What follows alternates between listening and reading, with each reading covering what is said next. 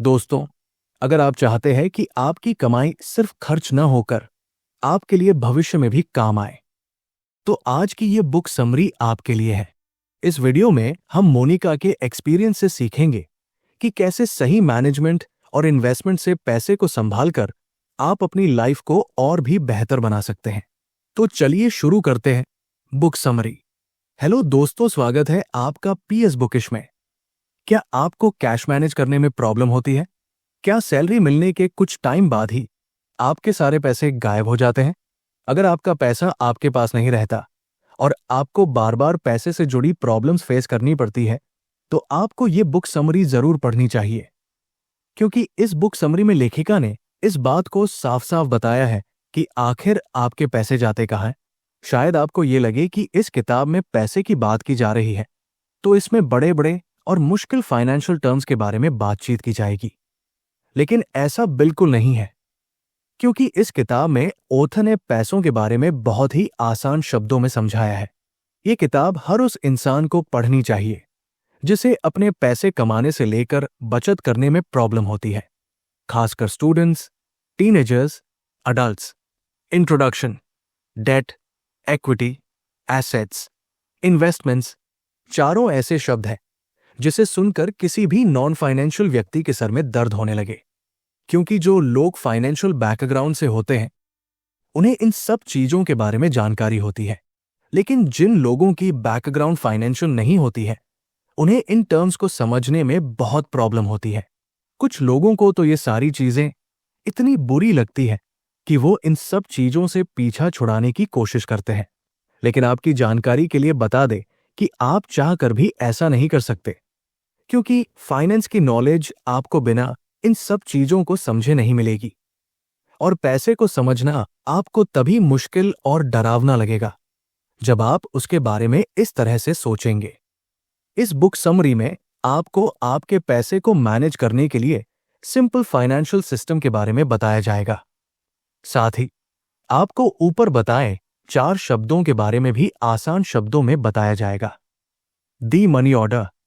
क्या आपकी लाइफ में कोई ऐसा समय रहा है जब आपके पास खाने तक के लिए पैसे ना हो? मतलब, आप किसी बेकरी शॉप पर गए हैं, लेकिन वहां जाने के बाद आपको ऐसा लगा हो कि अगर आप पेस्ट्री खाने की जगह पैसे को रख लेंगे तो आपके पैसे बाद के लिए बच जाएंगे। क्या आपको बिल पे करने की चिंता हुई है? अगर हां, तो हम आपको कहना चाहेंगे कि ऐसा कोई भी व्यक्ति अपना फाइनेंशियल कंडीशन खुद हैंडल कर सकता है। अपने फाइनेंस को हैंडल करना बहुत ही ज्यादा आसान है। आपको बस अपने पैसों को एक मनी बैंक या फिर एक पिग्गी बैंक की तरह देखना होगा। अगर आप इस चीज को ध्यान से समझेंगे तो आपको यह समझ आएगा कि आप हर महीने अपने बैंक को अपनी कमाई से भर देते हैं, फिर इस बैंक से थोड़ा थोड़ा पैसा अपनी जरूरतों के लिए निकाल लेते हैं, और फिर अगर बॉक्स में कुछ पैसे बच जाते हैं तो आप उन पैसों को निकालकर या तो दूसरे कामों में लगा देते हैं या फिर अपने रिटायरमेंट या किसी और इन्वेस्टमेंट में लगा देते हैं, जो कि एक सही अप्रोच नहीं है, क्योंकि अपनी कमाई से खर्चे निकालने के बाद आपको उन पैसों को सीधे इन्वेस्टमेंट के लिए इस्तेमाल नहीं करना चाहिए, बल्कि आपको उन पैसों को अपने इमरजेंसी के लिए बचाकर रखना चाहिए। यहां इमरजेंसी का मतलब कुछ भी हो सकता है। हो सकता है कि आप किसी दुर्घटना के शिकार हो जाएं, या फिर आपकी नौकरी चली जाए, या फिर आपके किसी खास की मौत हो जाए। तो इससे भी बुरे हालात में ये पैसे आपकी मदद करेंगे, और खास तौर पर तब मदद करेंगे जब आपको सच में पैसे की बहुत जरूरत होगी। Don't stash that cash. इस बुक के ऑथर की अनु नाम की एक दोस्त है जो ऑथर से बिल्कुल अपोजिट थी। बुक की ऑथर मोनिका जहां हर चीज को पूरे प्लान के साथ इंप्लीमेंट करने पर यकीन रखती थी, वहीं उनकी दोस्त अनु चीजों को बस यूं ही कर लेती थी। अनु एक फ्रीलांसर डिजाइनर थी जिसे पैसे के बारे में बात करना बहुत बुरा लगता था, यहां तक कि वो इस बारे में बात करने को टाइम वेस्ट करना समझती थी। लेकिन एक दिन अनु खुद मोनिका से पैसे के बारे में बात करती है, जिसे सुनकर मोनिका को भी काफी हैरानी होती है। अनु मोनिका को बताती है कि हर महीने उनके बैंक में पैसे तो आते हैं, लेकिन फिर उनके पैसे कहां चले जाते हैं, या यूं कहें कि कैसे खर्च हो जाते हैं, उन्हें समझ ही नहीं आता। अनु की परेशानी को सुनने के बाद मोनिका ये कहती है कि अनु का प्रॉब्लम और आप सभी का प्रॉब्लम एक जैसा ही है। आप लोग हमेशा अपने पैसों को बिना कोई सिस्टम बनाए खर्च कर देते हैं और फिर बाद में ये कहते हैं कि हमारे पास सेव करने जितने पैसे हैं ही नहीं। अगर आपको ये नहीं समझ आ रहा है कि आपका पैसा आखिर महीने के लास्ट तक चला कहाँ जाता है, तो आपको सबसे पहले सिर्फ 2 चीजों पर ध्यान देना चाहिए। 1, आपका पैसा कब आ रहा है। 2, और दूसरी लेकिन सबसे जरूरी चीज, आपका पैसा कहाँ जा रहा है। हाँ, शुरुआत में आपको सिर्फ अपने पैसों पर ध्यान देने की जरूरत है।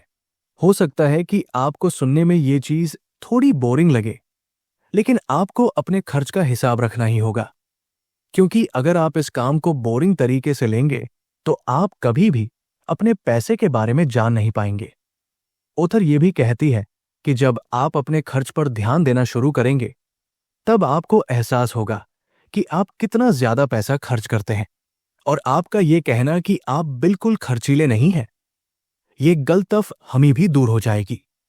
अपने खर्च पर ध्यान देने से ही आपको पता चलेगा कि आप कैसे सिर्फ डिस्काउंट देखकर ही चीजें खरीद लेते हैं और कभी-कभी तो आप उन चीजों को भी खरीद लेते हैं जिसकी आपको बिल्कुल जरूरत नहीं है। आप शॉपिंग के दौरान अपने बजट से ज्यादा चीजें खरीद लेते हैं। मोनिका की बात को अनु समझती है, लेकिन खर्चों का हिसाब रखना अनु को बहुत ही ज्यादा बोरिंग लगता है और ये चीज सिर्फ अनु को ही नहीं बल्कि दुनिया के हर इंसान को बुरी लगती है, क्योंकि ये चीज करना बहुत ही ज्यादा मुश्किल कामों में से एक है। इसीलिए इस मुश्किल काम को समझते हुए मोनिका एक आसान तरीका बताती है जिससे आप और अनु दोनों ही अपने खर्च पर नजर रख पाएंगे। अपने खर्चे और इनकम पर नजर रखने के लिए आप अलग अलग कैटेगरी बना लीजिए। वैसे तो आपको सिर्फ इनकम, एक्सपेंस और सेविंग की जरूरत होगी, लेकिन आप चाहें तो इसकी एक से ज्यादा कैटेगरी भी बना सकते हैं।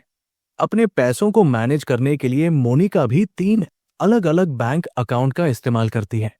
मोनिका ने अपने पहले बैंक अकाउंट का नाम इनकम अकाउंट, दूसरे का स्पेंडिंग अकाउंट और तीसरे का इन्वेस्टमेंट अकाउंट रखा है। मोनिका कहती है कि इस तरह से अलग अलग अकाउंट बनाकर आप अपने पैसों पर नजर डाल पाएंगे। साथ ही वो कहती है कि मान लीजिए आपके घर के बगीचे में कोई मुर्गा है जो यहां वहां घूमता है और जिसे देखकर आपको बहुत अच्छा लगता है, तो क्या आप उस मुर्गे को खा पाएंगे? मोनिका आपकी तरफ से जवाब देती है और कहती है, नहीं, क्योंकि जिस चीज को पसंद करते हैं उसे आप नहीं खा सकते। ठीक उसी तरह जब हम किसी को एक आइडेंटिटी या यूं कहें कि पहचान दे देते हैं, तो फिर उसे खर्च करने पर हमें बुरा लगता है। एग्जाम्पल देकर बात करें तो मान लीजिए आपने अपने सेविंग अकाउंट में कुछ पैसे डाले हैं जिससे आप कुछ और करना चाहते हैं, लेकिन जरूरत के समय आपने उससे पैसे निकाल लिए। जब आप ऐसा करेंगे तब आपको ऐसा करने पर बुरा महसूस होगा और ये चीज आपको बेकार की चीजें खरीदने से भी रोकेगी। मोनिका का तरीका। मोनिका बताती है कि उनके सेविंग बैंक अकाउंट में उनकी सैलरी आती है, तब वो अपनी जरूरत के मुताबिक कुछ पैसे हटाकर अपने स्पेंडिंग अकाउंट में डाल देती है और अगर कुछ पैसे बच जाते हैं तो उन्हें अपने इन्वेस्टिंग अकाउंट में डाल देती है। हो सकता है कि आपको मोनिका का तरीका थोड़ा बुरा लगे, लेकिन ये तरीका सच में काम करता है। क्यों? क्योंकि अगर आपकी सैलरी कम भी है तो भी हो सकता है कि आपको किसी और जरिए से पैसे मिले। लोगों को जब भी कोई पैसा मिलता है तो वो उसे बिना सोचे समझे ही खर्च कर देते हैं, लेकिन आपको ऐसा बिल्कुल नहीं करना है। जब भी आपको आपकी सैलरी के अलावा भी कुछ पैसे मिले तो आप उसे अपने सेविंग अकाउंट में डालिए। मोनिका कहती है कि इस तरह से अगर आप अपने पैसों को बैंक में डाल देंगे तब आप चाहकर भी उन पैसों को खर्च नहीं कर पाएंगे, क्योंकि जब आपके पास कैश ही नहीं होगा तो आप उसे खर्च कैसे करेंगे? साथ ही आपको अपने आप को ऑनलाइन बैंकिंग से पैसे खर्च करने से भी रोकना है।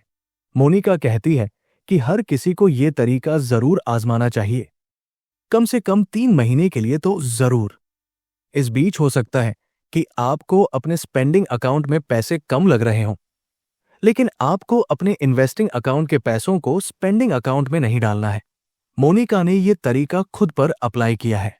इससे उन्हें यह समझ आया कि इस तरह से अगर वो अपने पैसे को खर्च करती है तो महीने के अंत में न सिर्फ उन्हें यह समझ आएगा कि वो हर महीने कितने पैसे खर्च करती है, बल्कि ये भी कि वो महीने में कितना इन्वेस्टमेंट कर सकती है।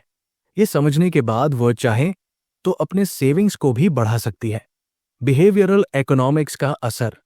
जब आप अपने पैसों पर अलग अलग लेबल लगा देते हैं तब आप अपने पैसों को खर्च होने से बचा लेते हैं, क्योंकि तब आपका दिमाग बिहेवियरल इकोनॉमिक्स को समझने लगता है। और एक बार जब आपको अपने बजट पर चलने की आदत हो जाती है तब उसमें बदलाव करना आपको अच्छा नहीं लगता। Finally we are investing. शुरू में आप सभी की तरह मोनिका भी खुद को इन्वेस्टिंग से दूर रखना चाहती थी, क्योंकि आप ही की तरह मोनिका को भी इन्वेस्टिंग कॉम्प्लिकेटेड और डरावना लगता था। अपने फाइनेंस को मैनेज करने के बाद भी मोनिका सही तरह से अपने फाइनेंस का इस्तेमाल नहीं कर पा रही थी, जिसकी वजह से उन्हें और उनके पति को घर चलाने में काफी दिक्कत हो रही थी। शादी के कुछ समय बाद मोनिका की एक बेटी होने से उनका फाइनेंशियल रिस्क थोड़ा और बढ़ गया। मोनिका अपना पूरा ध्यान अपनी बेटी पर देना चाहती थी, इसलिए वो अपने दोस्त से कहती थी कि सारी चीजों को मैनेज करने के चक्कर में उनका दिमाग खराब हो गया है। अपने घर पर एक नए मेंबर को वेलकम करने की वजह से मोनिका की लाइफ में काफी सारे बदलाव आ गए थे। न तो वो पहले की तरह बाहर खाना खा पाती थी और न ही छुट्टियों पर जा पाती थी। लेकिन मोनिका को ये बात पता थी कि ये चीज हमेशा नहीं रहने वाली है। अपने संघर्ष के पीरियड में मोनिका ने बहुत कुछ सीखा। मोनिका समझ चुकी थी कि इन्वेस्टमेंट करना कितना जरूरी है, और ये कहना कि हमारे पास इन्वेस्टमेंट करने के लिए पैसे नहीं हैं, ये सिर्फ एक झूठ है। मोनिका कहती है कि अगर आप इन्वेस्टिंग करते हैं तो ये आपकी मदद करेगा बुरी सिचुएशन में आपको संभालने में। इसीलिए इन्वेस्टमेंट करने के भी 3 तरीके मोनिका बताती है।